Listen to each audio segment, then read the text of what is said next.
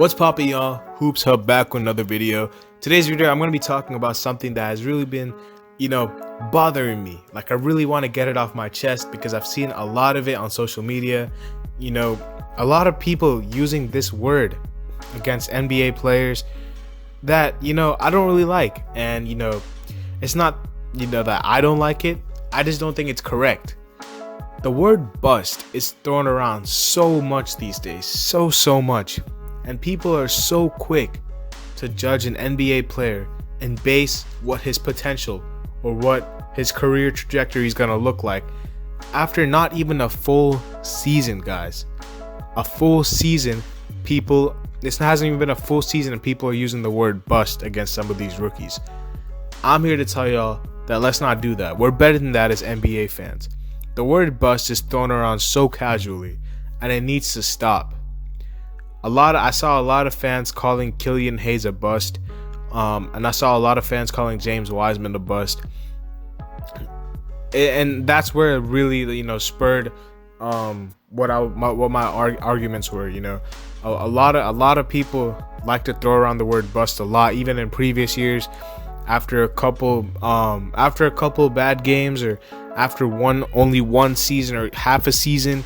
And I'm not gonna lie, guys, I was guilty of this. Last year I literally called RJ Barrett a bust and he's making me look like a fool. So I even learned myself that you can't call people a bust after 1 year.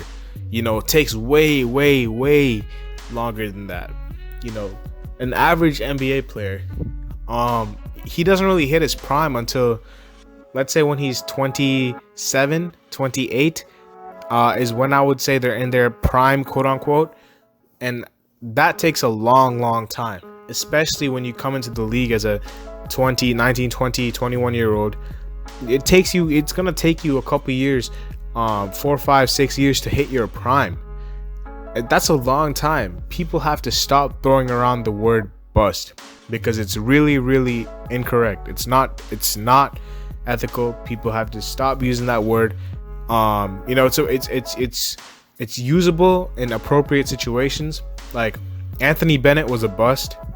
He's not only because he's out of the league, because he was the first overall pick and he hasn't done anything. So the word bust, in my mind, is kind of defined as, if you didn't live up to the expectations set of you based on your pick, your pick number, or if there are players that were picked after you who have, numerous players who have outperformed you, then I would say that's a bust, right?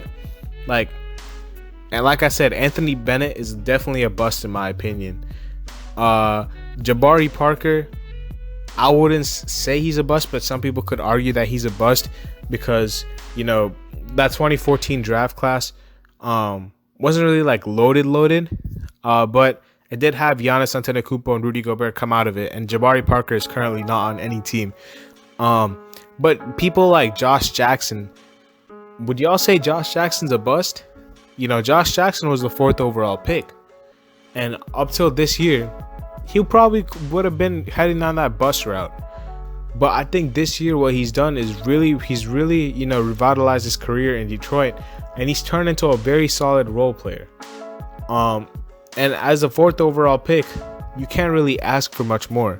I think the only people picked ahead of him or picked behind him in that draft, obviously you have De'Aaron Fox, notably you have Donovan Mitchell, and you have Bam Adebayo.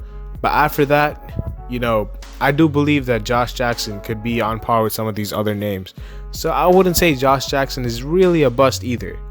The biggest examples I could think of players who it took them time, longer than their rookie seasons for them to prove that they're not a bust. And the reason why I brought up examples like Killian Hayes, who has been injured the whole season, basically, he just came back, is to show that they're not bust if number one, they've been injured, and number two, after a half a season, you can't be a bust. Julius Randle missed the entire first season in his Lakers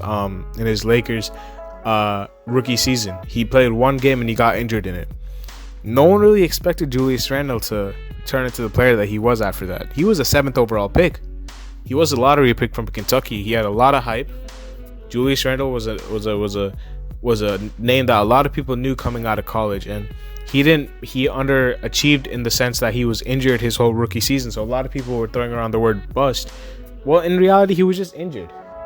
And right now, you see him leading the Knicks to the playoffs and first-time All-Star. Julius Randle cannot be a bust. Jaylen Brown, third season.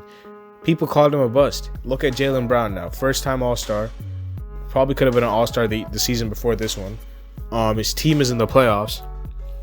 He's been a part of teams that have made it to the Eastern Conference Finals numerous times.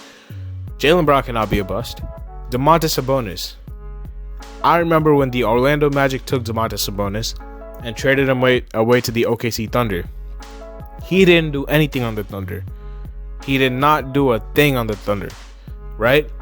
Once they traded him to the Pacers for that Paul George deal, look, Domantas Sabonis became an All-Star. He blossomed into an All-Star, and now he's part of a team. He's part of a team that is fighting to make a playoff berth.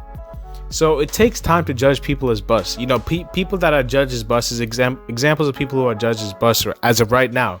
Things could change. As of right now, Jahlil Okafor is probably a bust because, you know, what happened in his draft class. He was picked 3rd overall behind Karl-Anthony Towns and D'Angelo Russell. Kristaps Porzingis was picked after him. Devin Booker was picked after him. Miles Turner was picked after him.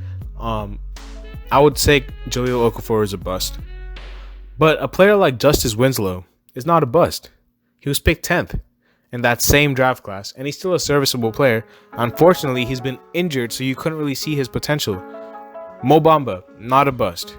I don't care what anyone says, Mo Bamba is not a bust yet. Okay, he's been injured for a lot of his, playing time in Orlando. A lot of Orlando's rookies, Jonathan Isaac and Mo Bamba. Chuma Okeke is another guy who's just coming back from an injury and is, he's been hampered by injuries as well. So all these 3 guys are people you can't say are busts. You can say they're underachieved, but you can't say are busts because they've been injured. So when a player has been injured, for nearly his whole career so far, then he's a bust. Well, so Greg Oden is the counter to that. So Greg Oden missed his entire career was ruined by injuries. Then that's a guy who's a bust, but it was unfortunate. But after a couple seasons, if a player's been injured for a couple seasons, you can't say he's a bust. You can't. I'm sorry. Jonathan Isaac has too much potential for me to call him a bust. He really does have a lot of potential. I saw him coming out of FSU. He was really, really good. Really, really good. And not only using the word bust, people have to stop judging rookies off of, one season. And even coming into the draft, Patrick Williams, no one thought he was going top 4. I don't care what anyone says. Patrick Williams was projected to go 8th, if I'm not mistaken, to the Knicks, or even below that. 4 Bulls fans were perplexed. And I like Patrick Williams, but there's no way I would have thought he was a 4th overall pick. Almost everyone had Deni Avdija going 4th. And guess what? Patrick Williams, depending on who you ask, is either all NBA, all rookie 1st or 2nd team this year, because he's out exceeding expectations.